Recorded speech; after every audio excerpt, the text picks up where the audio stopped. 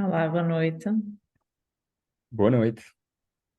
Tudo bem? Acho que podemos começar. Temos aqui 155 participantes. Um bocadinho menos que os inscritos, mas já estamos com um público simpático. Bastante simpático. João, partilho se calhar o primeiro slide para fazer as nossas apresentações, pode ser? Claro. Ora, vamos lá.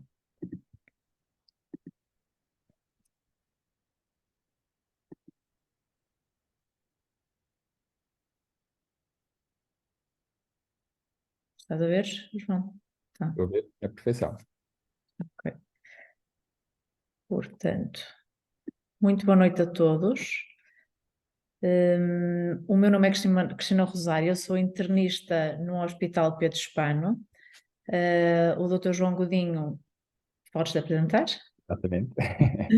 Sou oncologista médico do Hospital Beatriz Ângelo e também do Hospital da Luz de Lisboa e vimos falar-vos sobre tromboembolismo venoso. E começará a doutora Cristina. Isso mesmo. Este é um tema que nos diz muito, porque é uma patologia muito frequente. Nós somos médicos hospitalares, eu internista, o Dr. João realmente oncologista, e é uma patologia que nós vemos com muita frequência e, portanto, nos é muito querida, digamos assim. Hum, queria começar, peço só desculpa, queria começar por dar-vos a nossa agenda do que é que nós vamos falar, só para vos orientar ao longo da nossa apresentação esta noite, para terem noção dos temas que vamos abordar. Portanto, vamos começar por definir um bocadinho o que é o tromboembolismo venoso, a importância desta patologia e explicando porque é que é importante falarmos deste tema e da fisiopatologia do mesmo. Depois vamos partir um bocadinho para a abordagem de populações em específico, populações que têm mais risco de desenvolver tromboembolismo venoso. Eu irei falar da mulher em idade fértil, do doente imobilizado e cirúrgico, e o Dr. João irá abordar a patologia associada ao cancro. E, finalmente, iremos falar da prevenção e do tratamento dos diferentes tipos de doentes que vamos abordar nesta sessão, com um especial enfoque no tratamento com heparinas de baixo peso molecular e explicando também particularidades das mesmas, da utilização das mesmas. Se forem surgindo dúvidas, antes de avançar, podem colocar as dúvidas na barra em baixo, nas questões, e nós no final iremos tentar responder a todas as questões que forem surgindo, mas podem ir escrevendo e nós no final vamos revendo uma a uma e tentando responder o que for possível. Portanto, vamos começar por definir o que é o tromboembolismo venoso.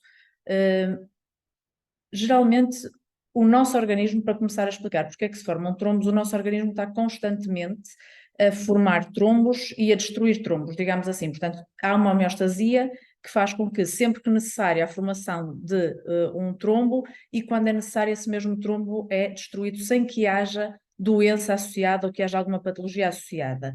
Já em 1800 e tal, portanto, há muitos séculos atrás, Virchow descreveu a que nós conhecemos hoje pela tríada de Virchow, em que foca 3 pontos essenciais para que haja formação de trombos no nosso organismo. E esses pontos-chave são a presença de hipercoagulabilidade, de estase venosa e dano ou lesão endotelial. Portanto, quando um destes pontos, ou vários, estão alterados, há um estado protrombótico e formam-se tromboses venosas.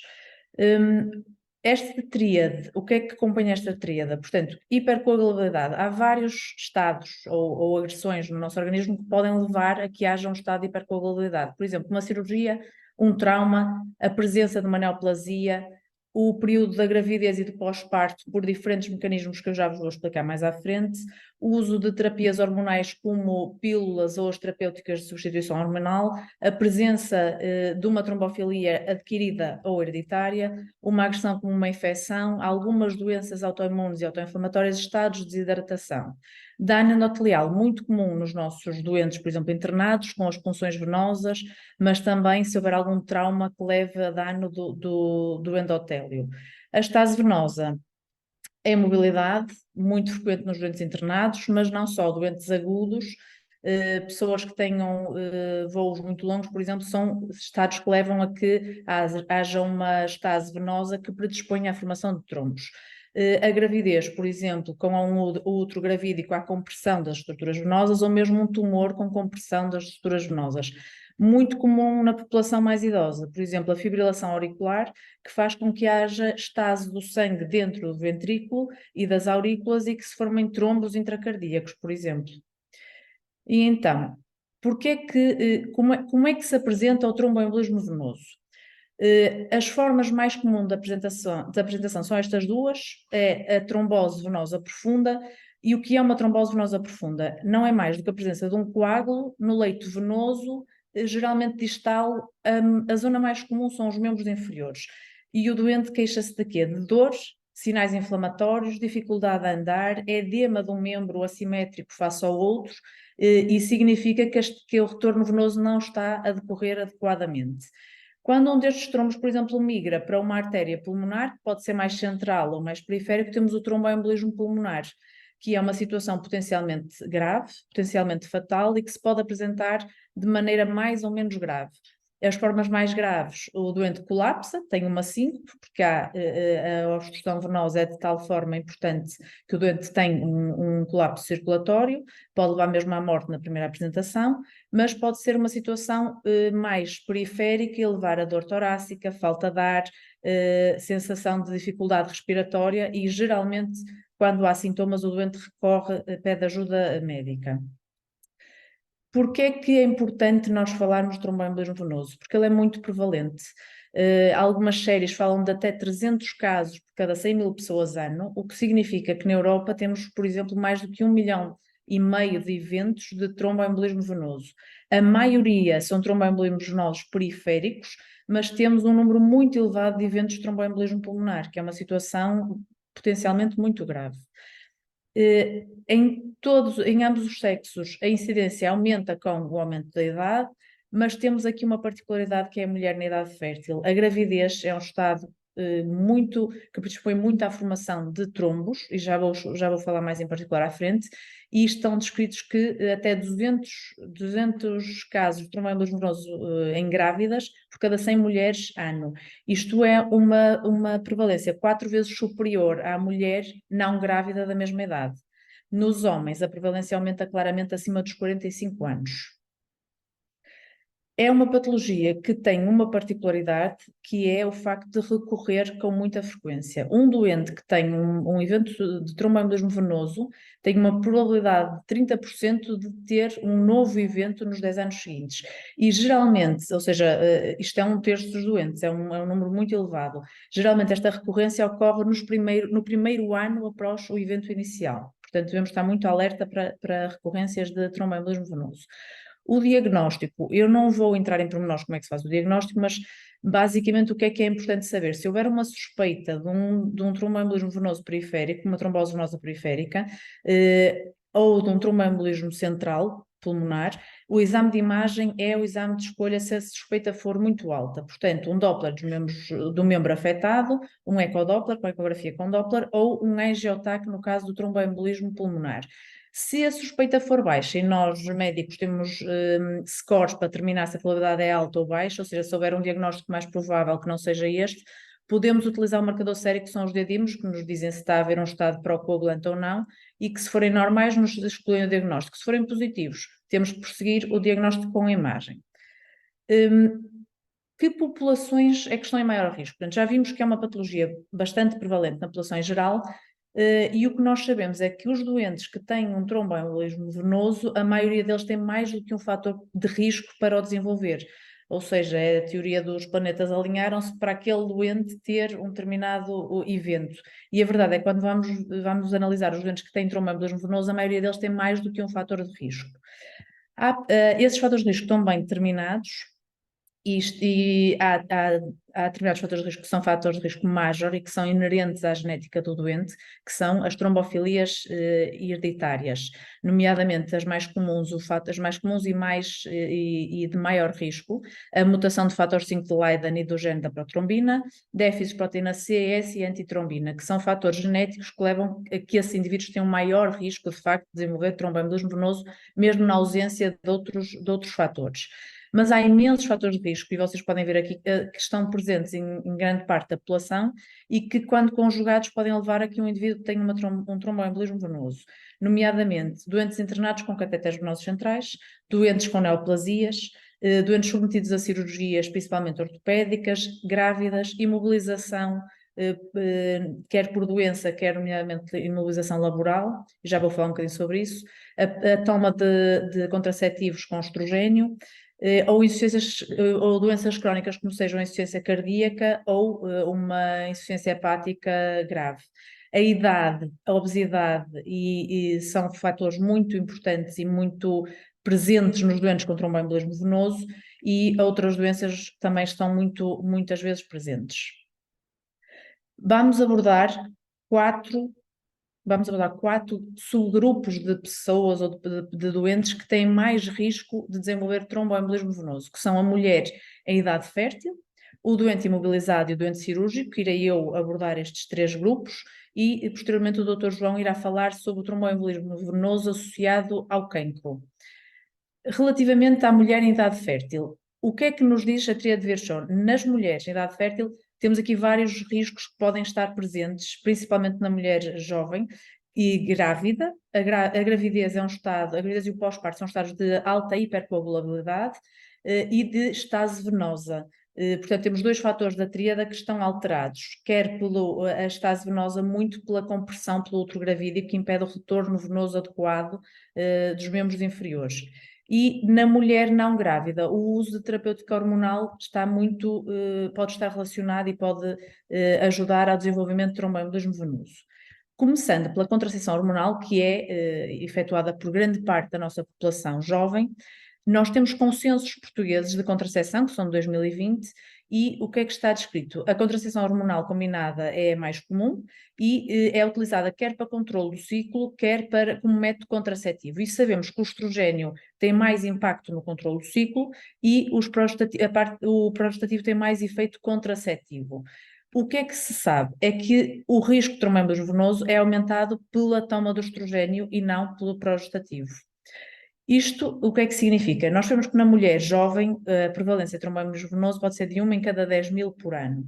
A contracepção hormonal combinada aumenta este risco em 2 a 4 vezes, mas a verdade é que o risco absoluto total é muito baixo, é inferior a 0,1%. Portanto, tendo em conta isto e os benefícios do uso de uma contracepção adequada, o que é que está preconizado fazer na mulher?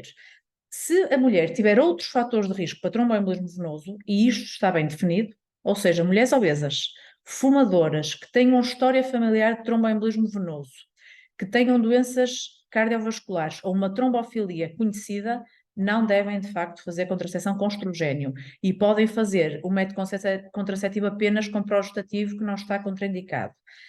E temos a informação de que não vale a pena rastrear todas as mulheres jovens para a presença de trombofilias antes do início de uma contracepção combinada, porque de facto não há, a probabilidade é muito baixa de elas terem um evento trombótico, e portanto não há benefício de fazer um rastreio populacional de trombofilias para prevenir um evento trombótico. Relativamente à gravidez e puerpério, a tríade de Virchow, no caso da grávida, está toda ela ativada, digamos assim, os 3 fatores que levam a um estado paratrombótico numa grávida estão todos presentes, porque a gravidez e principalmente o parto é uma altura em que há uma perda sanguínea, ou potencialmente uma perda sanguínea gravíssima, se nós não estivéssemos com o organismo preparado para evitar essa perda sanguínea. Portanto, foi tudo muito bem pensado e, portanto, quando a mulher engravida, todo o nosso organismo se adapta para que não haja uma morte da mãe a quando de um parto, ou quando há, por exemplo, a quitadura da placenta, que é uma altura em que há um sangramento desmedido e que, de facto, se não houvesse a ativação de todos os fatores para que haja um estado de hipercoagulabilidade, havia muitas mortes maternas durante o parto. Portanto, está tudo muito bem pensado, mas não há bela sem senão. E, portanto, a mulher grávida, o que é que tem? Vários fatores da procoagulantes estão ativados, a fibrinólise está inibida e há um aumento da agregação plaquetária para que haja, de facto, uma hemostase adequada na altura do parto. Relativamente à estase venosa, o útero gravídico, de facto, pode ser um componente de compressão importante e há uma diminuição do retorno venoso em até 50% no terceiro trimestre, que é uma coisa importante. E, por outro lado, a própria progesterona tem um efeito no aumento da estase venosa, pela alteração da distensibilidade da musculatura dos vasos. E há um dano endotelial que é essencial, quer para a anidação, não é? Com a formação das artérias espiraladas para que o feto consiga ficar fixado no útero, e a quando da quitadura em que há destruição de grandes vasos para haver a libertação da placenta. E, portanto, este estado faz que, ou seja, estes fatores fazem com que as grávidas tenham um risco de 4 a 5 vezes superior às outras mulheres ter um tromboembolismo venoso. E estão descritas em várias séries, até 2 em cada 1000 gravidezes têm um evento trombótico. Isto é muito significativo, é a causa maior de morte e mortalidade nas grávidas e é responsável por 9% das mortes maternas. Portanto, estamos a ver que isto tem uma grande implicabilidade na mulher jovem. Sabemos que ao longo da gravidez e do puerpério, o tipo de tromboembolismo venoso não é o mesmo. Na gravidez, geralmente ocorrem mais tromboses venosas profundas proximais, muito relacionado com a compressão do útero, e no pós-parto, no puerpério, há mais tromboembolismo, mais tromboembolismo venoso pulmonar. O risco global é superior no puerpério. O puerpério é a altura, de facto, de maior risco de trombose para a mulher. O que é que sabemos? E o Royal College tem umas normas de orientação e nós temos o consenso português do grupo da obstetrícia também muito semelhante. E o que é que está definido e o que é que sabemos das mulheres grávidas grávidas ou puerpérias que têm tromboembolismo venoso? É que grande parte das mulheres, ou seja, se uma mulher teve um tromboembolismo venoso prévio, um tromboembolismo venoso prévio, a probabilidade de ter um novo evento na gravidez é muito elevada, sendo responsável até por 1/4 dos eventos das gravidezes. E o que é que nós sabemos? Que a segunda causa mais comum é a presença de uma trombofilia. Portanto, e que em 50% das mulheres grávidas e no pós-parto, identifica-se, quando vão ser estudadas estas mulheres, que têm uma trombofilia conhecida. Mas há outros fatores que não sendo hereditários, levam a que haja um aumento da prevalência nas mulheres de tromboembolismo venoso na gravidez, que são a idade materna avançada, o excesso de peso e a obesidade e os partos por cesariana. E vemos que isto são situações muito comuns, nomeadamente a idade materna avançada, que cada vez mais é recorrente. O que é que nós devemos fazer nestas mulheres? Devemos estratificar o risco individual de cada uma para definirmos se tem indicação ou não para fazer tromboprofilaxia. As normas de orientação clínicas portuguesas baseiam-se nas do Royal College e estão muito bem determinados os fatores de risco. Eu a seguir já vou falar disto mais pormenorizadamente quando passarmos para a parte do tratamento e profilaxia, portanto não vou perder muito tempo, só para saberem que isto está muito bem definido, quais são os riscos que devem ser avaliados em cada mulher, para se decidir individualmente quem é que deve fazer prevenção de tromboembolismo venoso. Vamos passar agora para o doente imobilizado. Os doentes imobilizados são um grupo muito amplo de doentes, em que, de facto, na nossa tríada de Virchow, a imobilização leva a uma estase venosa e, portanto, a um estado de risco para a formação de trombos. E, em boa verdade, quando se vão analisar os eventos, reparamos que até quase 50% dos doentes descrevem imobilidade superior a 48 horas no último mês, no mês prévio ao tromboembolismo venoso. E isto pode ser por alectoamento ou uma invasão prolongada por uma doença aguda, nomeadamente uma descompensação de uma insuficiência cardíaca, um AVC, um infarto agudo do miocárdio, uma lesão ou trauma que façam com que o indivíduo tenha que estar mais imobilizado, mas também situações comuns do dia a dia que nós nos esquecemos, nomeadamente posição de sentada prolongada. Muitos doentes trabalham e cada vez mais sentados no computador o dia todo. Eu tenho-vos a dizer que há 15 dias estive internado um doente com tromboembolismo pulmonar, que é um alemão que está a trabalhar em Portugal para uma multinacional que faz toda a gestão é uma empresa de transportes internacionais, e que quando fui efetuar a história clínica para perceber porque é que o doente teve este evento trombótico, o doente me disse: doutora, eu não consigo parar de trabalhar. Na semana anterior eu tinha uma carga de trabalho muito excessiva e cheguei a sentar-me às 8 da manhã ao computador e só parava para ir à casa de banho e comer às 4 da tarde porque não conseguia parar o que estava a fazer. Isto fez com que ele tivesse uma trombose venosa profunda no membro inferior, migração do trombo, e teve um tromboembolismo pulmonar. Portanto, nós não nos podemos esquecer também desta problemática que são a imobilização prolongada. E depois temos os voos, que se fala muito na prevenção de trombose venosa profunda nos doentes que fazem voos longos.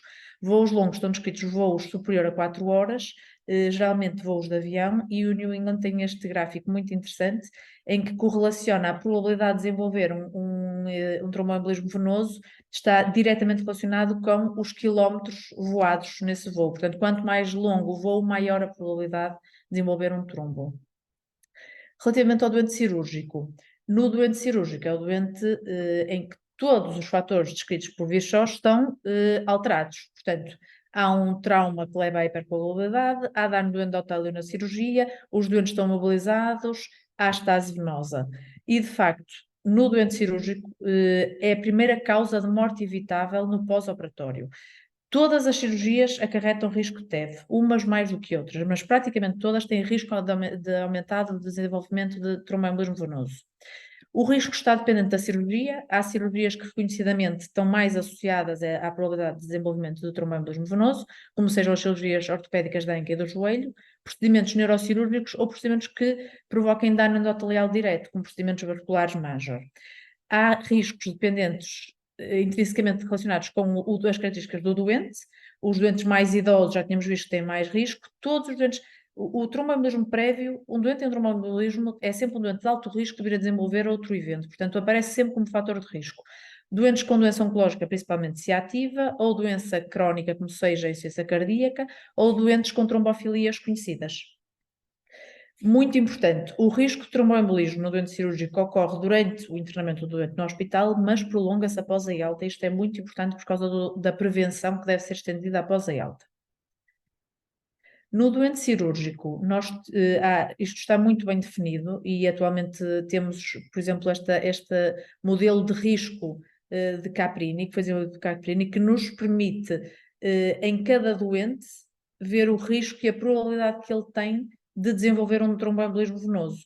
Tenha em conta a idade do doente, o tipo de cirurgia, a obesidade, a presença de veias varicosas ou não, se é uma mulher que está grávida, presença de trombofilias conhecidas, se tem um acesso venoso central, se há o tipo de cirurgia que é feita. Portanto, nós com vários fatores conseguimos somar a pontuação para um doente e conseguimos categorizar cada doente em risco baixo, moderado ou alto.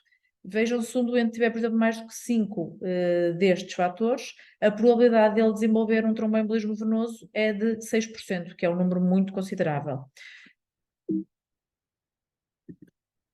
Vou passar agora a palavra ao Dr. João, que nos vai falar da trombose associada à entidade que é o cancro.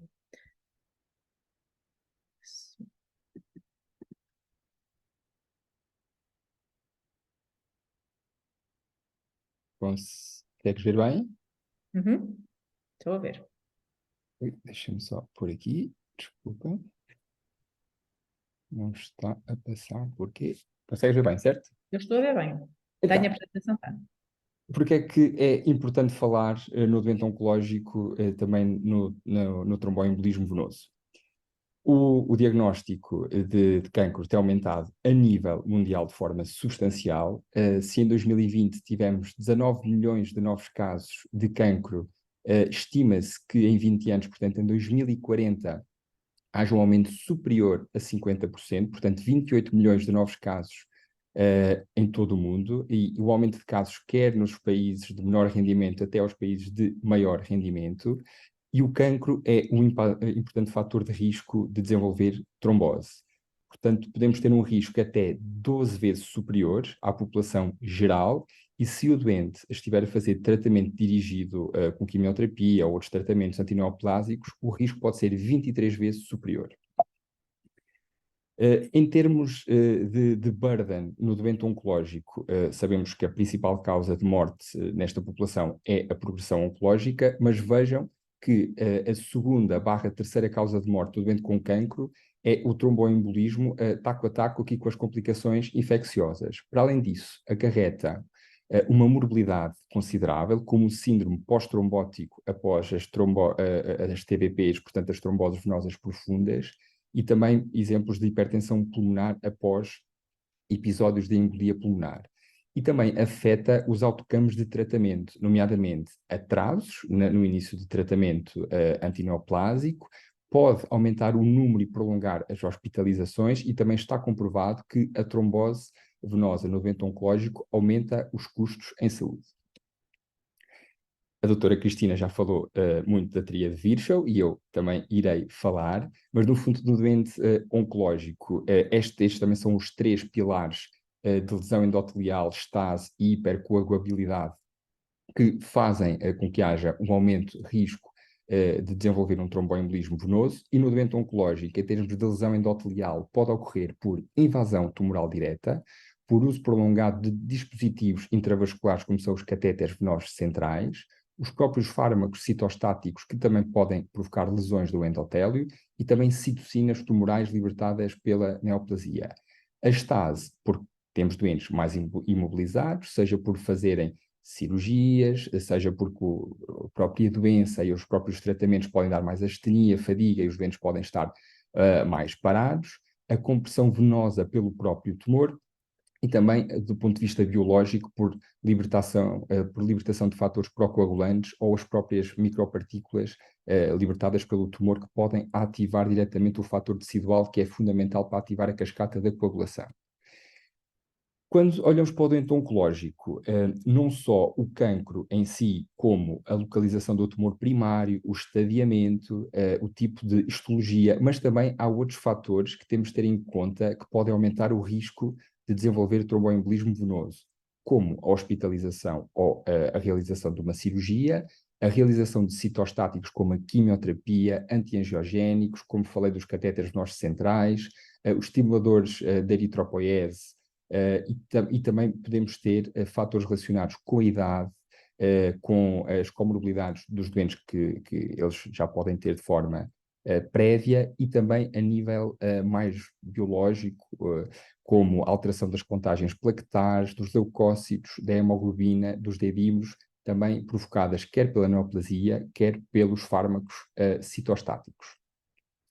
Falando aqui algumas particularidades dos fatores de risco no doente oncológico. A localização do tumor primário à cabeça, os tumores hepato-biliopancreáticos, em que o pâncreas é sem dúvida aquele que mais se associa a tromboembolismo.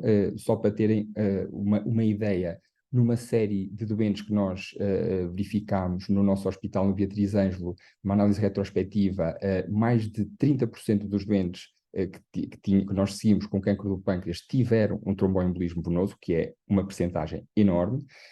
Portanto, seguido da pâncreas, fígado e vias biliares, também temos ovário, estômago, pulmão, esófago, mieloma múltiplo e linfomas também têm um risco muito alto de desenvolver tromboembolismo venoso. Em termos de estadiamento da doença, sabemos que a metastização, portanto, doença espalhada, duplica o risco de desenvolver tromboembolismo venoso comparativamente a uma doença localizada. As próprias terapêuticas antineoplásicas, como a quimioterapia, nomeadamente os platinos, como a cisplatina, carboplatina e oxaliplatina, aumentam bastante o risco de desenvolver uma trombose. Também a gencitabina, alguns fármacos orais, como os TKIs, e também, portanto, os fármacos inibidores da tirosina cinase, também os antiangiogénicos, que podem lesar diretamente o endotélio A imunoterapia, que por ativação imune pode ativar a cascata da coagulação, a hormonoterapia, fármacos novos ou relativamente novos que utilizamos há menos tempo, há cerca de 5, 7 anos mais em Portugal, como os inibidores das ciclinas, nomeadamente o abemaciclib também, que faz aumentar consideravelmente este risco, e também, como já mencionei, os fármacos estimuladores da eritropoiese. O tumor em si pode ter alterações genéticas que podem aumentar ainda mais este risco. Vejam só que à esquerda os tumores do pulmão que têm rearranjo do ALK e do ROS1 podem ter um risco 5 vezes superior de desenvolver uma trombose comparativamente a doentes que não têm estas alterações genéticas. Também outras alterações, como as mutações do EGFR, e no pulmão e cólon também mutações do KRAS, e em doenças mieloproliferativas, mutações da JAK2 também podem aumentar consideravelmente o risco de desenvolver tromboembolismo venoso. A idade também é um fator de risco. A maioria dos TEV ocorre acima dos 65 anos, que, por coincidência ou por causa, também é onde temos o maior número de diagnósticos de cancro, e também em Portugal, mais de 60% dos diagnósticos são feitos acima dos 65 anos. E para além dos fatores de risco diretamente relacionados com a neoplasia, com os tratamentos, o doente também pode ter as suas comorbidades, como a doutora Cristina também já foi falando. Portanto, um doente tem uma história prévia de TEV, de tromboembolismo, tem um risco, só por isso, aumentado de poder ter um novo evento. Doentes que são operados por outros motivos, porque tiveram uma queda, tiveram uma fratura, têm de estar mais tempo imobilizados, têm de estar mais tempo num hospital, têm um maior risco de desenvolver trombose. As complicações infecciosas por si também aumentam esse risco. O excesso de peso, doenças inflamatórias crónicas também fazem aumentar esse risco. O risco, apesar de tudo, nos doentes oncológicos não é estático e varia ao longo do tempo, e é fundamental ir reavaliando este risco em cada momento. Portanto, sabemos, como já disse, só pelo próprio diagnóstico, o risco de ter uma trombose é muito alta, que se acentua ainda mais quando temos um doente hospitalizado. Quando os doentes fazem terapêuticas citostáticas, este risco também é alto. Se conseguirmos que o doente entre em remissão, e cada vez mais sabemos que temos mais doentes oncológicos curados, não esqueçam nunca disto, temos cada vez mais doentes oncológicos curados. O risco de desenvolver trombose cai significativamente quando os doentes ficam em remissão da doença, mas se, infelizmente, puder ocorrer uma recidiva, quer local ou à distância, esse risco aumenta consideravelmente. Portanto, é fundamental avaliar os fatores de risco ao longo da doença. Foram criados vários modelos preditivos de risco de desenvolver trombose em ambulatório que nos permitem, de certa forma, selecionar os doentes que têm o maior benefício em realizar tromboprofilaxia primária para prevenir a trombose. Tal como disse, o risco não é estático, deve ser avaliado ao longo da doença. Este score, o score Corana, é o mais utilizado e validado a nível mundial, que consoante o doente tenha um tumor, portanto, no estômago ou no pâncreas, que tem um muito alto risco, consoante tenha um tumor do pulmão ginecológico ou genitourinário, que tem um risco um pouco mais baixo, ou consoante aqui fatores como o nível de hemoglobina, leucócitos e plaquetas, e também o índice de massa corporal, permite-nos estratificar o doente em risco baixo, intermédio ou alto de desenvolver tromboembolismo venoso. Há outros scores, por exemplo, o score Oncotev, que no fundo deriva do Corana, ou que no fundo contempla o Corana, associado à presença ou não de metástases, associado ou não à compressão macroscópica vascular e ter ou não história prévia de tromboembolismo venoso. Temos alguma evidência em Portugal, esta é a sua aplicação também numa população retrospectiva de doentes com cancro do pâncreas em Portugal, e vemos que à medida, portanto, no gráfico à direita, que o Oncotev é maior, portanto, o Oncotev 0 e 1 em baixo tem uma incidência cumulativa de tromboembolismo venoso baixa, até 12%, e se o Oncotev for 2 ou superior, podemos ter incidências de tromboembolismo venoso de 50% ou até de 80%, o que é um risco enorme. O Cartago é uma iniciativa da Península Ibérica que, no fundo, pretende criar um modelo preditivo de risco do tromboembolismo venoso. É um ensaio que esteve aberto em vários hospitais em Portugal, e ainda bem que assim é, que Portugal participa cada vez mais em ensaios clínicos. Aquilo que nos permitiu saber é que na população ibérica o score Corana não parece ser um bom score para predizer o risco, e neste momento está prestes a ser divulgado, portanto ainda não é público, também não poderei comentar, mas um conjunto de variáveis que devem ser utilizadas para a população, quer portuguesa, quer de Espanha, para predizer o risco de desenvolver trombose venosa e, no fundo, aplicar para fazer tromboprofilaxia primária nestes doentes. Portanto, e pegando um pouco naquilo que a doutora Cristina já falou, nos sinais e sintomas de haver uma trombose venosa profunda ou de uma embolia pulmonar, se tivermos esta suspeita e se então houver uma história de cancro, sobretudo se o cancro estiver ativo e não estiver em remissão, significa que a probabilidade de ser realmente um TEV é ainda maior. E passo agora a palavra à doutora Cristina, como prevenir e tratar diferentes tipos de doentes, o papel das heparinas de baixo peso molecular.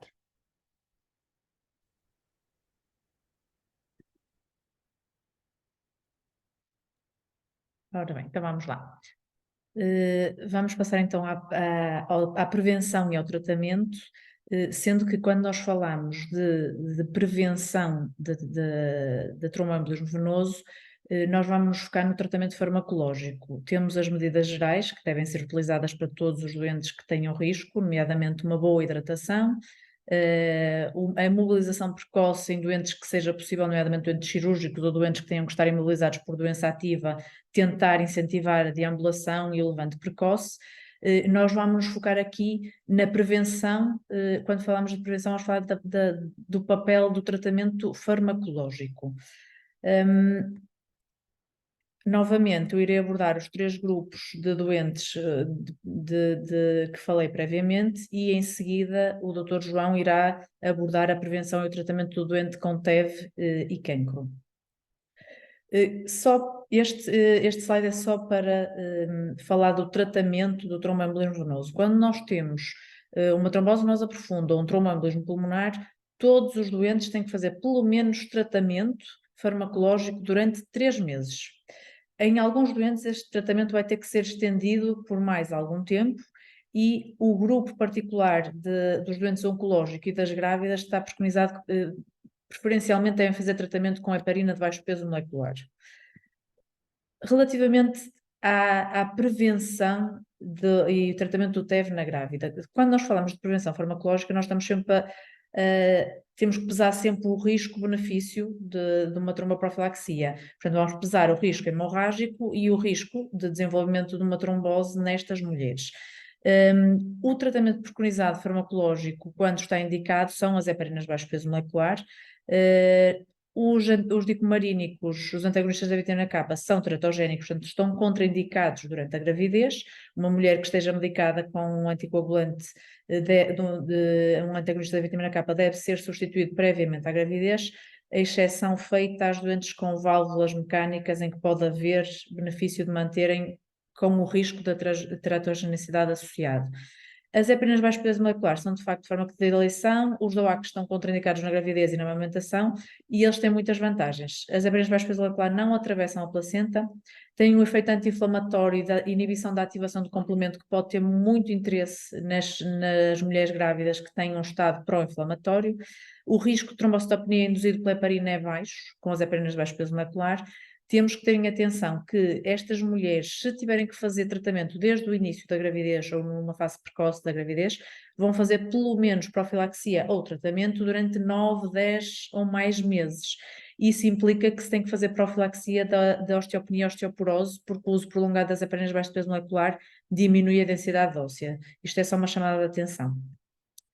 E agora vamos lá explicar como é que nós vamos fazer, como é que nós vamos decidir que uma determinada grávida deve fazer profilaxia ou não.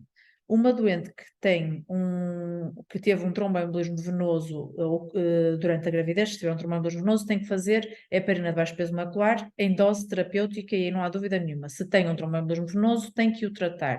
Se já tinha uma condição em que tivesse que estar hipocoagulada, deve manter a heparina debaixo do peso macular em dose terapêutica durante a gravidez, e a nossa grande dúvida é que grávidas é que nós vamos propor para uma profilaxia de tromboembolismo venoso, pesando o risco e o benefício de o fazer. Neste momento, estas normas são as normas portuguesas da Sociedade Portuguesa de Obstetrícia e Medicina Materno-Infantil, e idealmente toda a mulher que quer engravidar na consulta pré-concepcional, ou quando não é possível, porque às vezes não é feita esta consulta, na primeira consulta em que a grávida aparece, deve ser feita a avaliação do tromboembolismo venoso. Isto está disponível, os nossos obstetras estão muito familiarizados com estas tabelas, assim como os colegas de clínica geral. E para cada mulher, esta avaliação deve ser feita de modo individual, ou seja, não há benefício de fazer tromboprofilaxia a todas as mulheres, só há benefício nas que realmente têm risco aumentado de tromboembolismo venoso. E como é que este score funciona? As doentes, de acordo com a pontuação que obtenham nesta tabela, vão ser classificadas como alto risco, risco intermédio ou risco baixo. Essa pontuação é dada pelo valor, se tiver 4 ou mais pontos é uma grávida de alto risco, se tiver 3 pontos é de risco intermédio e pelo menos 2 pontos é uma grávida de risco chamado baixo, mas não deixa de ter risco. E o que é que isto implica? Implica, por exemplo, uma mulher que teve um tromboembolismo venoso prévio tem sempre que fazer profilaxia na gravidez seguinte, ou quando estiver grávida. O síndrome de hiperestimulação ovárica é uma indicação também formal para fazer profilaxia, sendo que é uma condição rara. Mas, por exemplo, se uma doente tem uma trombofilia de alto risco, já pontua 3 pontos. Se hiperemese gravídica, que é muito comum no primeiro trimestre, é altamente trombogénica, porque há um estado de desidratação importante e pontua automaticamente 3 pontos.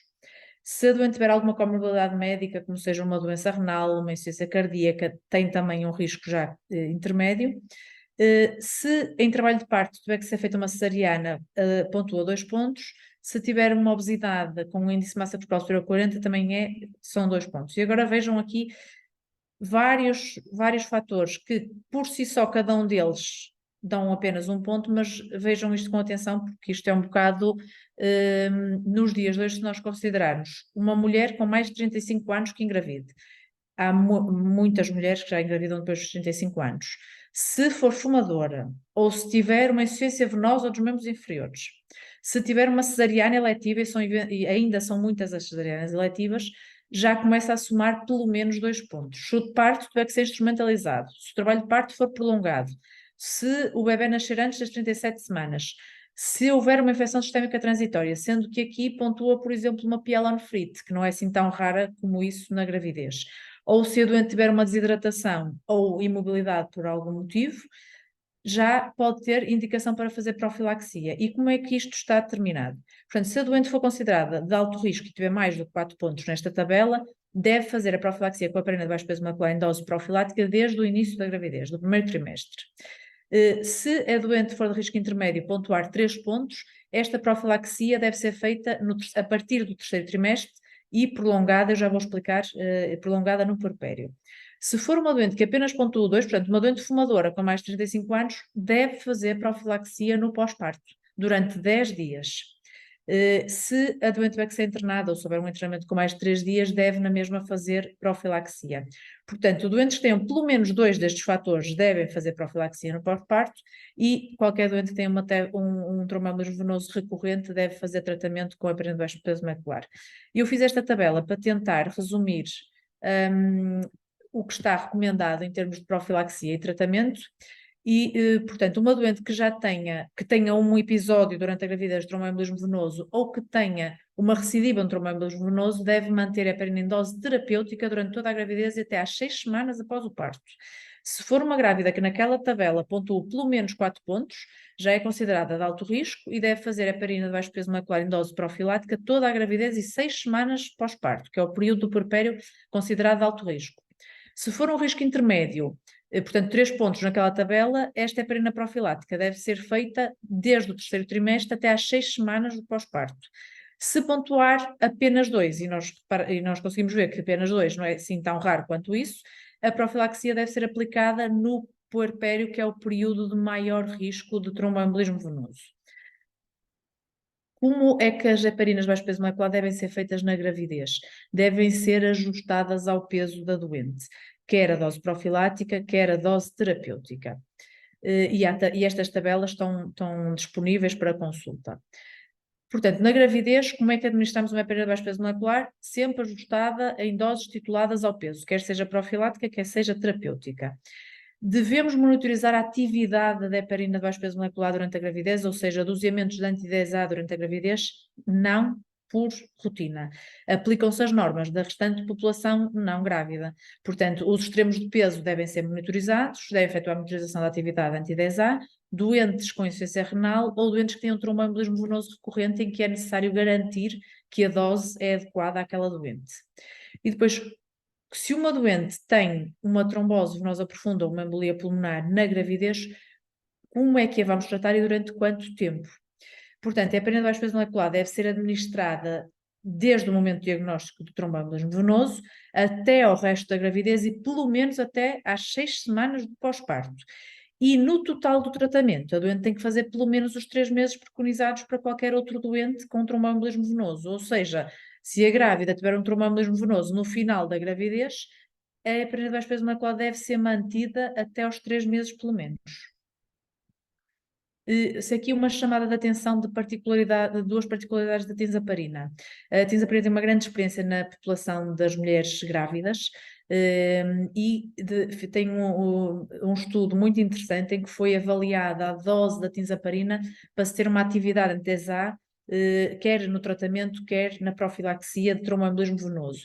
E chegou-se à conclusão que a dose preconizada para tratamento ou de profilaxia de alto risco são as 175 unidades por quilo, e a dose de mulher de risco moderado, portanto a dose profilática é de 75 unidades por quilo durante a gravidez e que não há necessidade de aumentar a dose ao longo da gravidez, o que pode ser uma grande vantagem para a mulher grávida não ter que estar preocupada que terá que a dose ser ajustada ao aumento do peso durante a gravidez. Por outro lado, nós sabemos que o parto por cesariana acarreta um risco protrombótico aumentado, muito devido ao facto de haver uma produção de trombina excessiva durante a cesariana. E, ao contrário das outras heparinas de baixo peso molecular, a tinzaparina demonstrou que tem um efeito na redução da produção deste excesso de trombina e, portanto, pode ser benéfico nas mulheres que tenham que ser submetidas a cesariana. Relativamente à contracepção hormonal, na prevenção do tromboembolismo venoso, já falámos, mulheres que tenham fatores de risco acrescidos para tromboembolismo venoso não devem fazer estrogênio.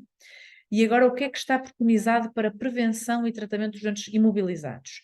Nós temos as guidelines americanas da Sociedade de Hematologia de 2018 que preconizam o que se deve fazer ao doente agudo, doente médico, não cirúrgico, que tem que ser internado, quer numa enfermaria, quer nos cuidados intensivos. E está preconizado que os doentes devem, se tiverem uma intercorrência aguda das suas doenças crónicas, devem fazer a prevenção com a heparina de baixo peso molecular durante todo o internamento e durante a fase aguda da doença. Não há benefício de prolongar esta profilaxia após a alta.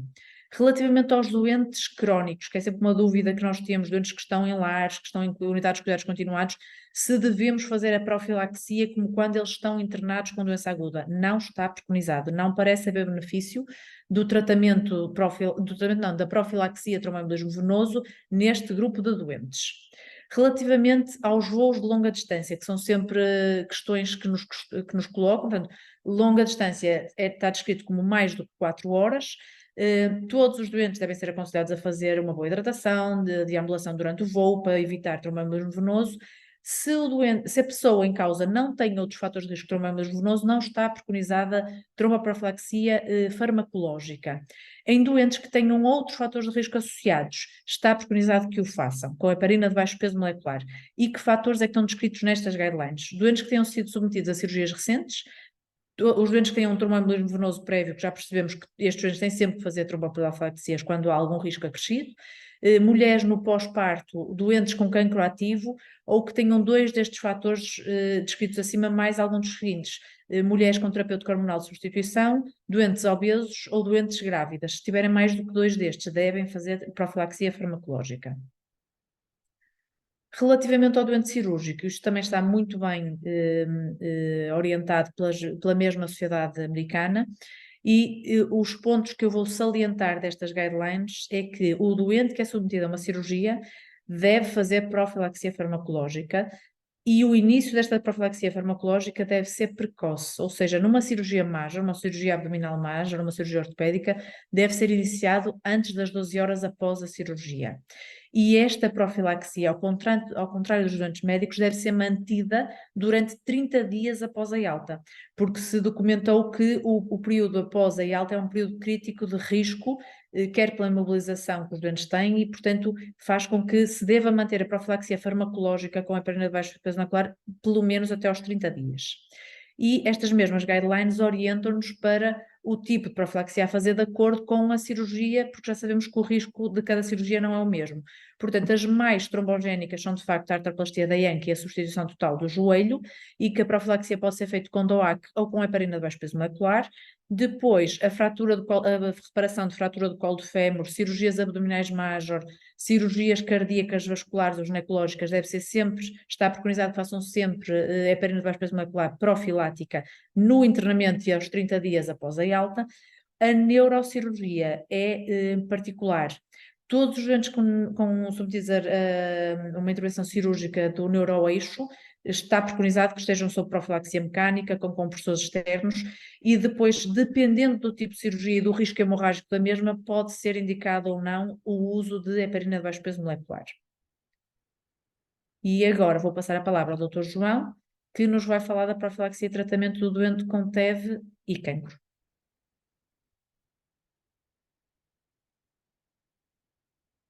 Ora, para vos dar aqui alguma evidência, vou-vos falar que é no doente com cancro cirúrgico e no não cirúrgico. No doente cirúrgico, há uma meta-análise de quase 1,5 milhão de doentes, em que se comprovou que a ocorrência de tromboembolismo venoso acarreta uma maior mortalidade no pós-operatório, o risco de trombose permanece elevado até 3 meses. E, portanto, daqui é um dos racionais, só para terem noção desta meta-análise tão robusta de quase 1,5 milhão de doentes, para realizar a tromboprofilaxia primária nestes doentes, desde que não exista um risco hemorrágico elevado, e tal como a doutora Cristina disse, deve-se iniciar em internamento e manter no ambulatório.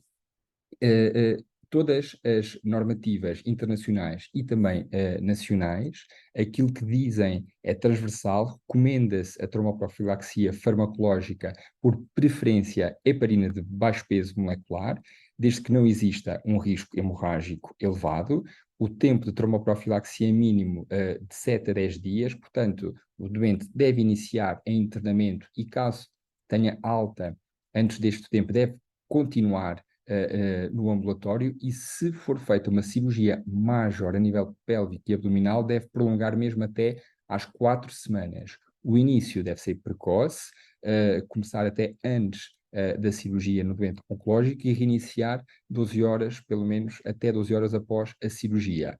E transversalmente deve-se promover uma deambulação precoce, uma boa hidratação, e se houver um risco hemorrágico muito elevado que contraindique a abordagem farmacológica com heparinas de baixo peso molecular, aqui deve-se considerar fazer compressão pneumática intermitente dos membros inferiores de forma isolada.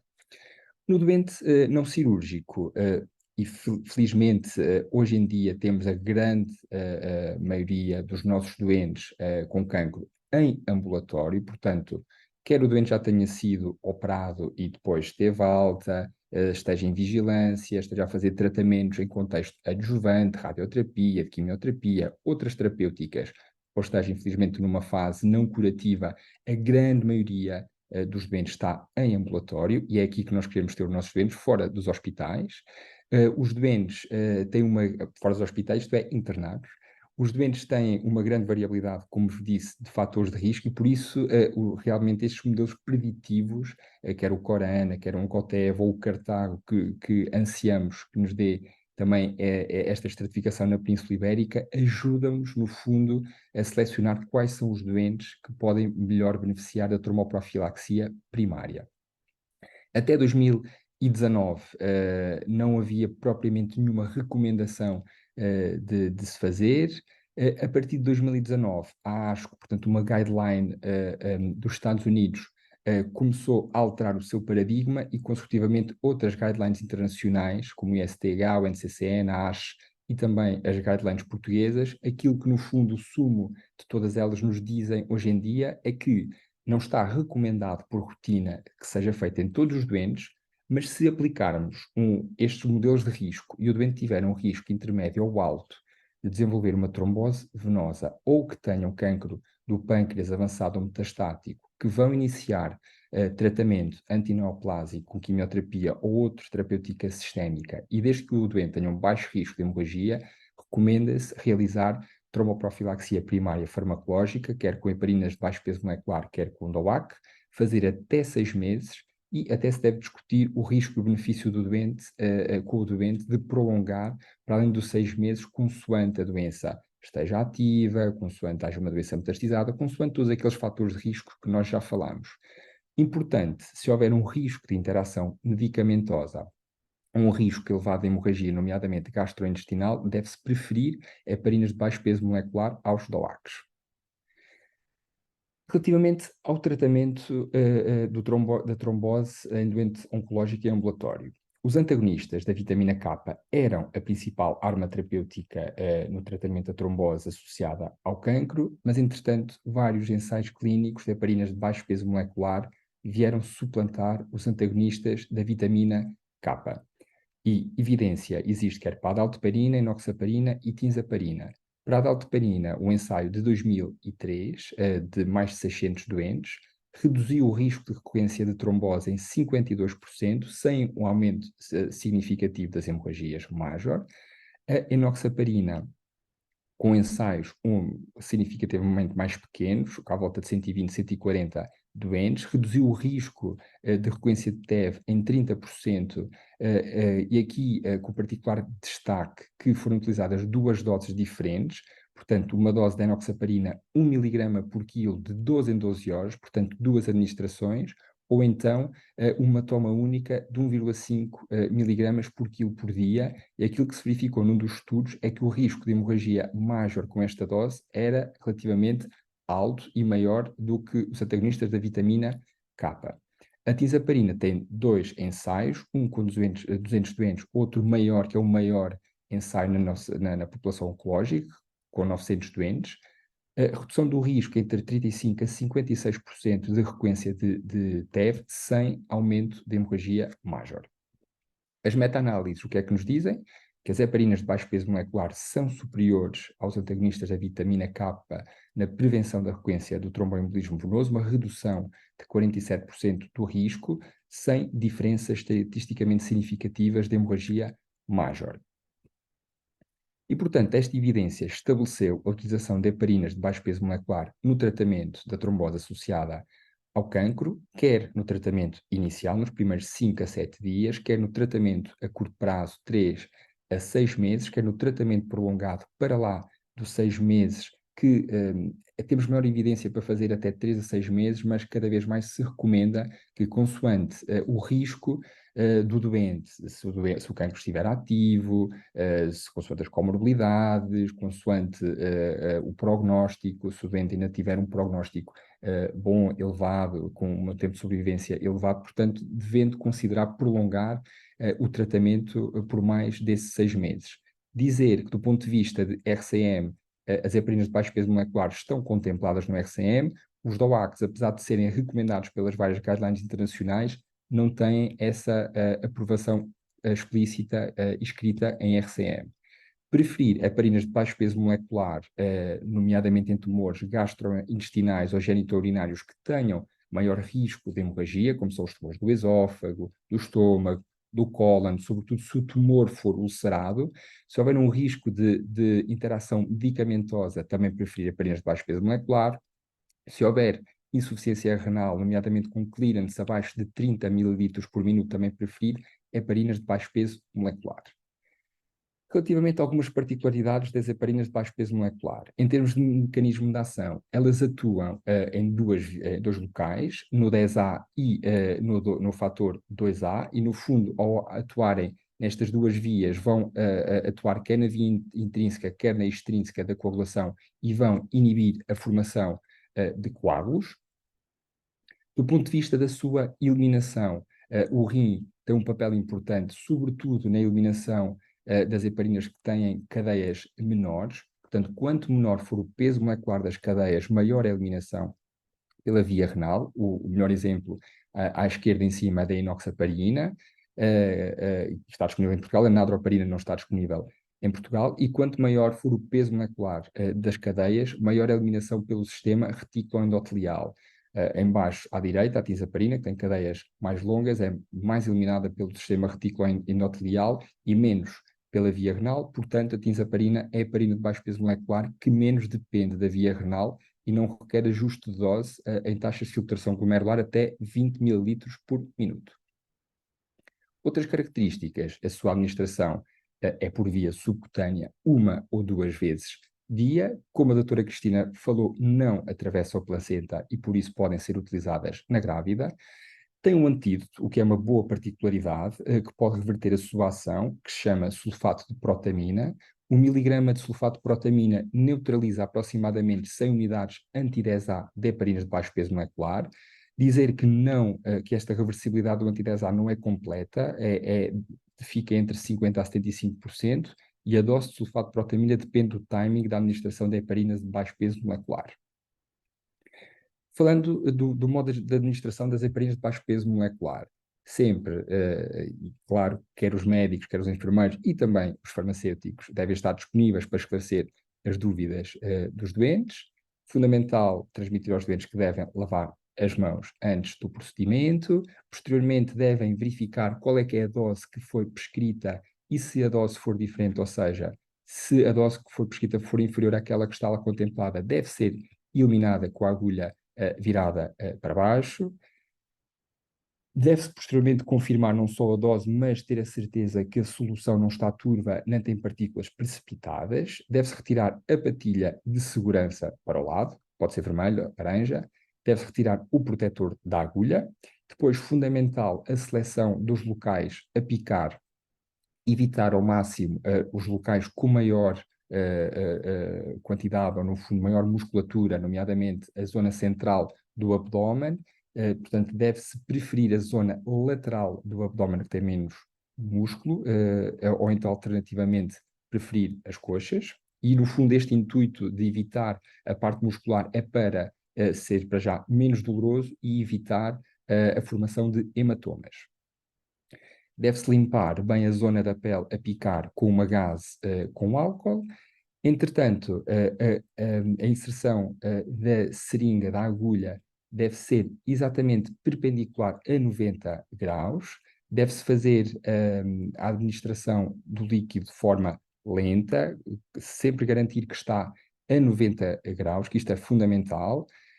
Posteriormente, não se deve massajar nem esfregar após a administração, deve-se sim fazer uma pressão firme, isto também para prevenir a formação de hematomas. Para não haver riscos de picadelas, posteriormente deve-se dobrar a agulha contra o dispositivo de segurança, deve-se armazenar no recipiente próprio e não deitar isto no lixo, deve ser colocado nas farmácias num ponto de recolha para também prevenir acidentes.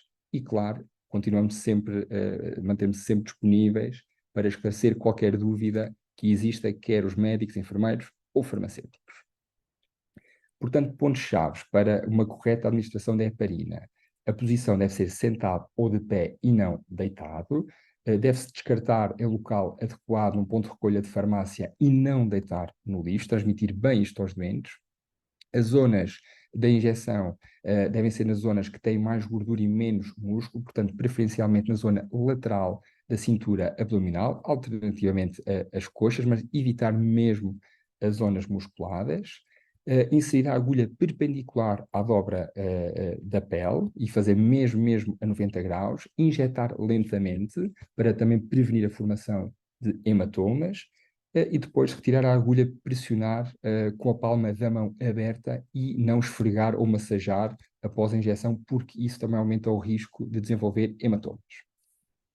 Estar alerta, devemos estar todos alerta, claro, devemos transmitir isto ao doente, mas todos nós, profissionais de saúde, e reforço médicos, enfermeiros e os farmacêuticos, quer do hospital, quer da comunidade, têm um papel fundamental para estar alerta se alguém reporta que há feridas que sangram mais do que o habitual durante mais de 30 minutos, se há uma hematúria, portanto, urinar sangue, se há aqui suspeita de haver hemorragias gastrointestinais, se o doente tem fezes com sangue ou se evacua fezes muito negras e com mau cheiro, portanto, que tenham melenas, que são patognomónicas de hemorragia gastrointestinal superior, se sangra muito das gengivas, tem hemorragias nasais prolongadas ou menstruações mais abundantes do que o habitual, ou se há múltiplas nódoas negras, deve-se recomendar que o doente vá ao hospital ou pelo menos consulte o seu médico. Falar aqui de algumas pequenas diferenças entre as heparinas de baixo peso molecular. Estas são as três que nós temos disponíveis em Portugal: tisaparina, enoxaparina e dalteparina. As agulhas não têm todas o mesmo calibre, diâmetro. A tisaparina tem agulhas de 29 gauge, enquanto a enox e a dalteparina têm 27. O que é que isto quer dizer? Apesar de ter um número mais alto de 29, quer dizer que é mais fina, 17% mais fina. E os doentes dizem muito isto. Frequentemente, os doentes iniciam, por exemplo, em meio hospitalar, em internamento, uma delas, que é a enoxaparina, que com frequência está disponível no internamento dos hospitais, e se no ambulatório posteriormente passam para a tisaparina, os doentes reportam muito isto, que notam que a administração é melhor com a tisaparina, porque é sobretudo menos dolorosa por a agulha ser mais fina. A posologia do tratamento, quer a tisaparina, quer a dalteparina, são uma vez dia, ao passo que a enoxaparina tem estas duas possibilidades de 2 vezes dia ou uma vez dia, mas não esquecer que uma vez dia tem um risco aumentado de hemorragias maior, hemorragias clinicamente relevantes. E em termos de caixas, isto no doente oncológico, quanto maior o número de seringas tiver uma caixa, como já viram que os nossos doentes fazem de forma muito prolongada e durante muito tempo, melhor. A tisaparina recentemente alterou para 10 seringas e os doentes estão um bocadinho mais contentes porque não têm de estar sempre a pedir receitas e renovações. Portanto, se para esses doentes que fazem durante muito tempo é bom ter maior número de seringas, mas também acaba por, não posso deixar de dizer que se para alguns procedimentos minimamente invasivos ou para fazer bridging, se é recomendado fazer poucos dias de heparinas de baixo peso molecular, caixas com menos seringas nessas situações também são importantes. E para concluir, com mensagens finais, o que é que queremos dizer? Que a gravidez e o puerpério são fases de alto risco trombótico, é por isso essencial estratificar o risco individual e iniciar a heparina de baixo peso molecular de acordo. O doente imobilizado por uma doença aguda deve fazer heparina de baixo peso molecular profilática. Em caso de voos longos, deve-se avaliar o risco individual para fazer uma heparina de baixo peso molecular profilática. No doente cirúrgico, iniciar tromboprofilaxia precocemente, menos de 12 horas após a cirurgia, e manter após a alta, e sobretudo se for uma cirurgia major durante 30 dias. O doente com cancro tem um elevadíssimo risco de desenvolver trombose venosa. O risco não é estático e varia em cada doente e ao longo da doença. E as heparinas de baixo peso molecular têm evidência quer na tromboprofilaxia, quer no tratamento da trombose associada ao cancro. E é tudo. E ficamos agora disponíveis para todas as questões. Será que posso interromper? Aqui está. Nós já temos aqui questões, João. Já temos. A primeira é seguramente para mim. Isso mesmo. Se calhar é melhor ler a questão. Eu vou ler a questão, sim, e depois vamos respondendo. Então, há aqui uma questão que diz: a alta mortalidade do cancro de pâncreas é associada à alta incidência do TEV?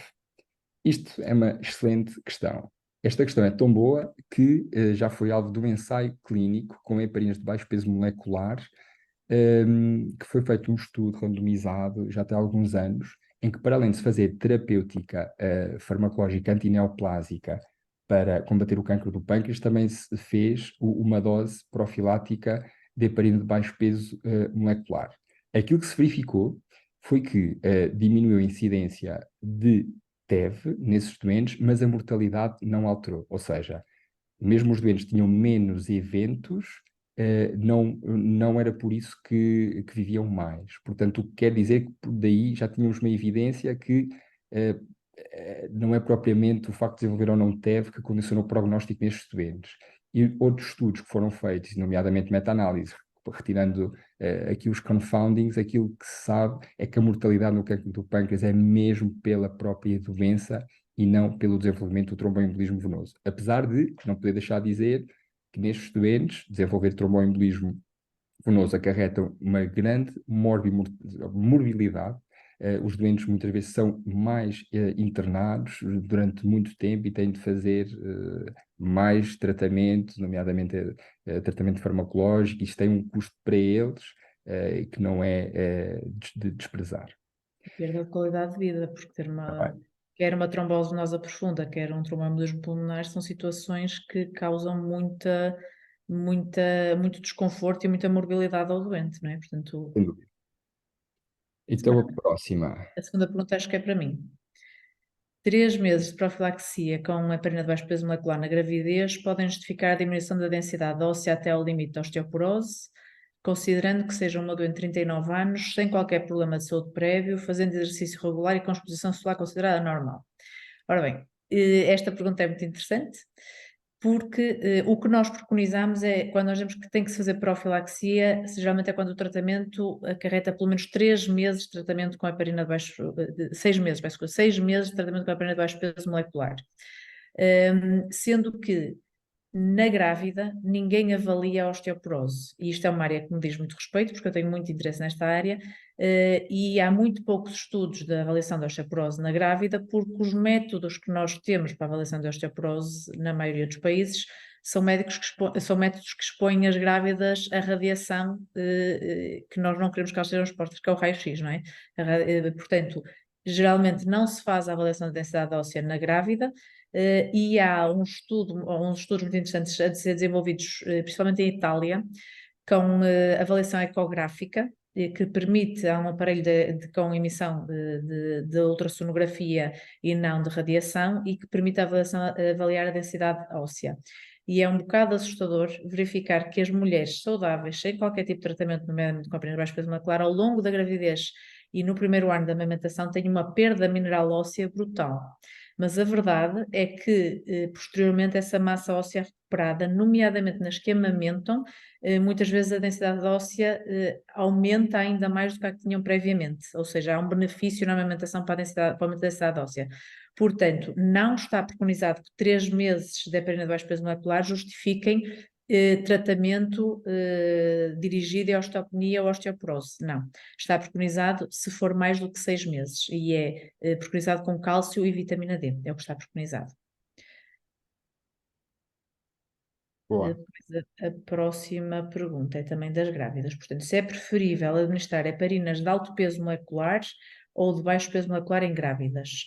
Vantagens e desvantagens de cada uma. Ora bem, as heparinas de alto peso molecular são as heparinas não fracionadas, e a heparina não fracionada tem que ser administrada endovenosamente e tem que ter controlos da coagulação muito regulares a cada 4 horas. Portanto, não é viável uma grávida em ambulatório fazer uma heparina não fracionada, fazer heparina, porque a única alternativa que temos são as heparinas, a heparina que é uma perfusão endovenosa. A única vantagem para fazer uma perfusão destas é uma grávida, por exemplo, que tenha um tromboembolismo pulmonar com instabilidade e, portanto, seja necessário eventualmente fazer trombólise ou reversão rápida de hipocoagulação. E, portanto, nesse caso pode ter interesse numa grávida internada com instabilidade hemodinâmica. Ou uma grávida que esteja, mesmo o periparto não tem vantagem face às heparinas de baixo peso molecular, porque basta suspender 4 horas a 6 horas antes do trabalho de parto. Portanto, a única vantagem da heparina em perfusão é a grávida instável com um tromboembolismo venoso e que necessita eventualmente de trombólise ou trombectomia de resgate. Para ambulatório não é viável, porque isto não é fácil de fazer. E as heparinas não fracionadas têm um controlo de coagulação muito difícil de obter níveis adequados, de tal modo que mesmo nos doentes com tromboembolismo pulmonar, as guidelines já raramente recomendo. Antigamente, quando tínhamos que trombolizar doentes, utilizávamos muito a heparina em perfusão e quem já utilizou sabe que é horrível, porque não conseguimos obter níveis adequados. Fazemos controles da coagulação a cada 4 horas e estão sempre abaixo do nível que nós pretendemos, estamos sempre a aumentar a dose, é muito difícil manter valores estáveis. E, portanto, neste momento, mesmo doentes de alto risco com tromboembolismo pulmonar fazem aperinas de baixo peso molecular. Portanto, a única vantagem é realmente uma grávida instável que possa precisar de trombólise. Ora A bem. outra pergunta é: em que situações está indicado o ácido acetil salicílico como preventivo de TEV? Eu, na patologia oncológica, só me vem uma situação à cabeça, e que não é tanto a minha área, é mais da hemato-oncologia, mas é nos doentes com mieloma múltiplo, mesmo sem fatores de risco, ou que tenham apenas um fator de risco, que podem ser obesidade, antecedentes de TEV, de ser portador de um pacemaker, algumas patologias cardíacas, como insuficiência renal, diabetes, como uma cirurgia recentemente feita, ou seja, apenas um destes pode ser considerado o ácido acetil salicílico, mas se o doente tiver mais do que um fator de risco, aí já se considera fazer anticoagulantes, quer seja a heparina de baixo peso molecular ou varfarina. Esta é assim a única situação no doente oncológico que me vem à cabeça que está indicado a aspirina. Ora bem. Cristina, se há alguma coisa que te venha à cabeça. É uma patologia que me diz muito que é o síndrome antifosfolipídico, ou seja, doentes que tenham anticorpos antifosfolipídicos de perfil de alto risco, que atualmente é considerado um doente com anticoagulante lúpico positivo, ou beta-2-glicoproteína ou anticardiolipina em títulos médios ou altos, está preconizado que façam aspirina como profilaxia de tromboembolismo venoso. Portanto, está recomendado que doentes, não são doentes porque eles não têm doença ainda, mas tenham um risco, é considerado uma trombofilia de alto risco e que a aspirina está comprovado que diminui a probabilidade de desenvolver um tromboembolismo venoso.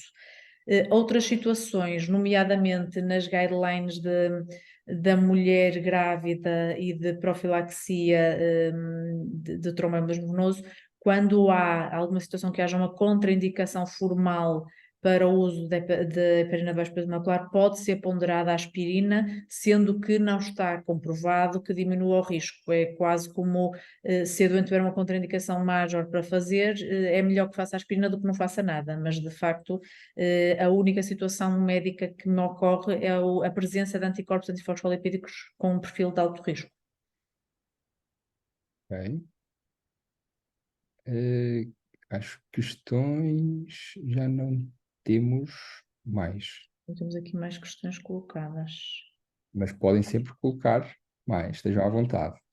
Então eu aproveito para te perguntar, Cristina, apesar de termos, julgo, sobretudo os participantes serem sobretudo farmacêuticos, acho que a grande maior parte de farmácias comunitárias, mas eventualmente podemos ter aqui farmácias hospitalares. Eu pergunto qual é que é a experiência no teu hospital, se costumam articular com os farmacêuticos, quer em doentes internados, quer em doentes de ambulatório, se existe alguma espécie de consulta, alguma abordagem de reconciliação terapêutica para verificar algumas interações medicamentosas e alertar o clínico para preferir, por exemplo, algum tipo de abordagem de anticoagulantes em detrimento de outra, por exemplo.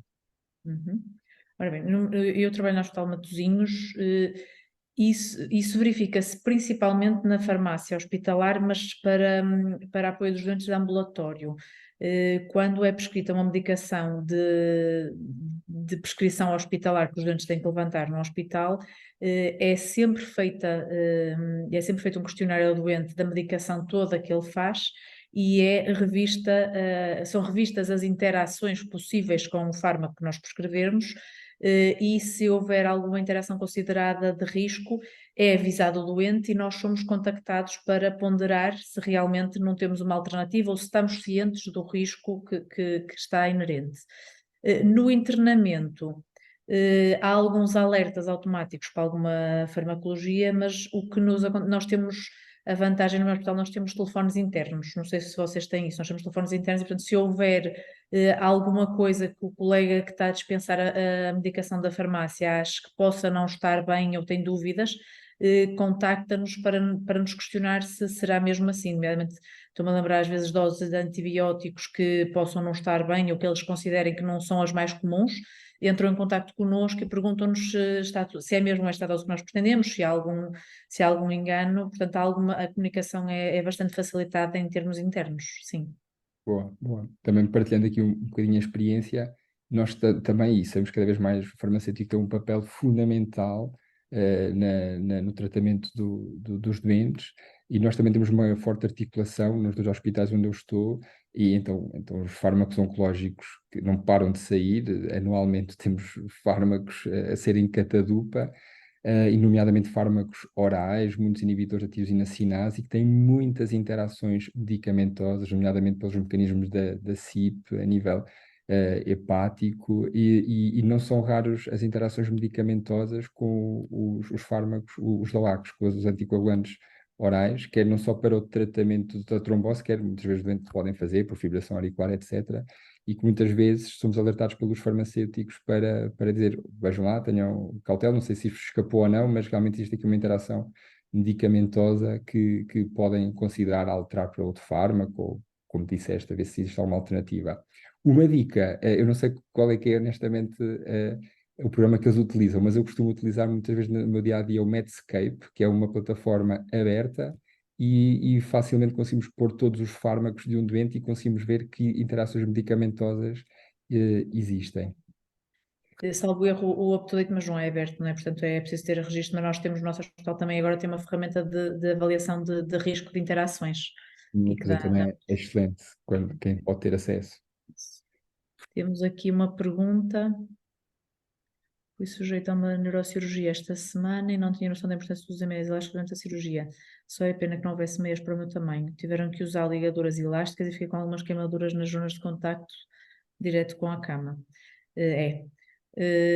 Geralmente, quando há cirurgias da neurocirurgia, é muito comum haver a utilização de compressores externos e meias elásticas. Nós sabemos que nos hospitais, a maioria das vezes, e eu falo no meu caso e no teu deve ser igual, as meias disponíveis quase sempre não se adaptam aos doentes que nós temos internados.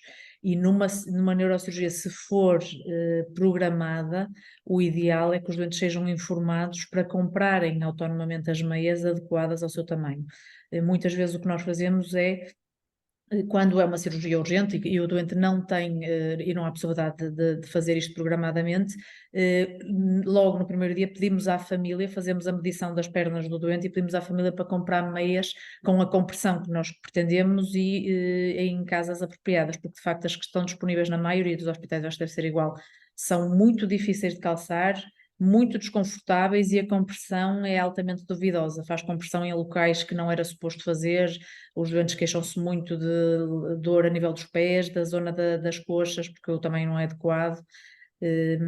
Pronto, não sei se foi o caso, mas realmente a indicação para comprar as meias antecipadamente, não só na neurocirurgia, mas mesmo em outras cirurgias, e nomeadamente nas mulheres no pós-parto, que é uma coisa que em muitos locais não se preconiza, e de facto, se as mulheres forem avisadas, podem comprar as meias com antecedência e têm uma recuperação no pós-parto muito mais fácil e com muito menos risco que o tromboembolismo venoso também.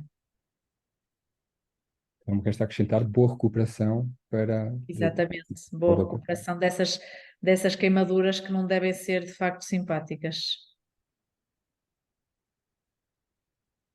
Bem, temos mais questões? Não Olha, eu temos tenho uma, tendo em conta que a maioria dos nossos ouvintes, não sei se diz ouvintes, não é? participantes. Participantes, obrigada, são ouvintes, não estão ao programa de rádio, são farmacêuticos. Eu lido muito com grávidas, tenho que fazer apenas baixo peso molecular durante a gravidez e é muito difícil e é muito importante explicar às mulheres a importância de fazerem de facto o que nós lhes estamos a prescrever. E a maioria das mulheres grávidas e a maioria da nossa população acha que a gravidez é incompatível com fármacos e, portanto, quando engravidam, mesmo doentes que fazem medicação crónica, quando engravidam acham que é para parar tudo, porque vai fazer mal ao bebê, vai fazer mal, o bebê não pode estar exposto a este tipo de tóxicos, que é o que elas consideram, e explicar-lhes que o facto de fazerem este tratamento é bom não só para o bebê, mas como para elas, porque se elas tiverem um tromboembolismo venoso pode ser fatal, nomeadamente para o bebê, se for um tromboembolismo pulmonar. Às vezes é muito difícil. Ainda para mais, uma terapêutica que é de administração subcutânea, portanto, espetar uma agulha numa barriga que está grávida. E isto é muito difícil, nós na consulta perdemos muito tempo a explicar e no meu caso no hospital com os enfermeiros a explicar, mas é muito importante o apoio do farmacêutico para reforçar este facto. Portanto, se alguém prescreve a uma grávida uma heparina de baixo peso molecular, sabe o que está a fazer em princípio, portanto não vai prescrever de ânimo leve porque são populações muito delicadas e portanto ninguém vai prescrever um fármaco que pudesse ser inócuo a uma grávida. E o reforço positivo da segurança do fármaco e o modo adequado de administrar é muito importante. O que o Dr. João explicou de evitar a zona central do abdômen, fazer uma boa prega de gordura, portanto, explicar à grávida que não vai estar a magoar o bebê, porque às vezes há sempre essa dúvida, fazer uma boa prega de gordura, as agulhas são muito pequeninas e fazer uma injeção no local com mais gordura, ou se realmente lhes fizer muita confusão a injeção no abdômen, fazer a injeção nas coxas, que é uma alternativa eficaz e que é preferível que o façam nas coxas do que não o façam. Portanto, eu gostava de realçar isto, porque acho que vocês têm um papel fundamental, porque a maioria dos doentes confia muito são farmacêuticos de família quase, não é? A maioria das vezes as pessoas vão sempre à mesma farmácia e reconhecem muito bem, portanto, reconhecem-vos, têm muito respeito pelo vosso conhecimento e, portanto, isto pode ser uma ajuda no reforço positivo de que se deve fazer realmente o tratamento.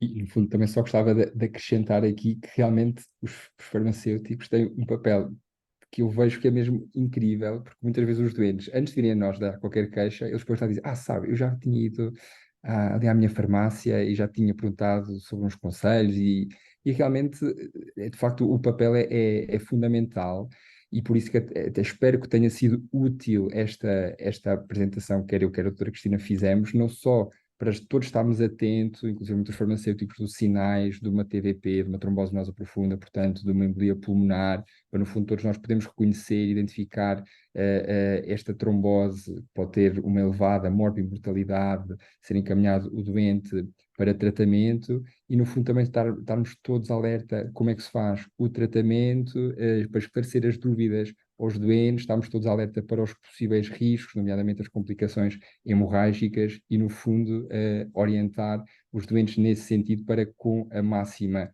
eficácia e segurança, podemos fazer este tipo de tratamentos.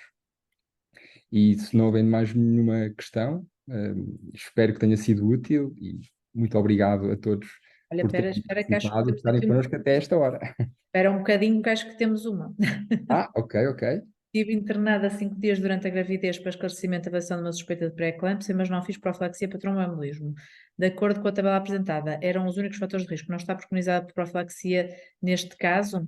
Depende como é que foi este internamento. Se teve, não se confirmou, portanto, se não se confirmou a pré-eclâmpsia, o risco não sei se tinha mais algum risco dos fatores da tabela, mas pelos vistos não. Se teve imobilizada os 5 dias, sim, tinha indicação mais de 3 dias de imobilização significativa, sim, mas esteve internada e deambulou como se estivesse fora de casa, fez várias caminhadas durante o internamento, então não tem indicação para fazer tromboprofilaxia, se não houvesse mais nenhum risco. Se houve imobilização total, isso sim, mais do que 3 dias tem indicação para fazer profilaxia. Pronto. João, acho que fizeste um excelente término. Acho que se não houver mais questões, acho que podemos terminar de facto. Obrigada a todos por ficarem connosco até esta hora. Obrigado, mais uma vez. E também obrigado a ti, Cristina, por me ensinares. Estamos sempre a aprender, nomeadamente eu agora estou tão focado no doente oncológico, é sempre bom fazer um refresh do resto. É verdade, digo exatamente o mesmo que aprendi bastante com a tua apresentação.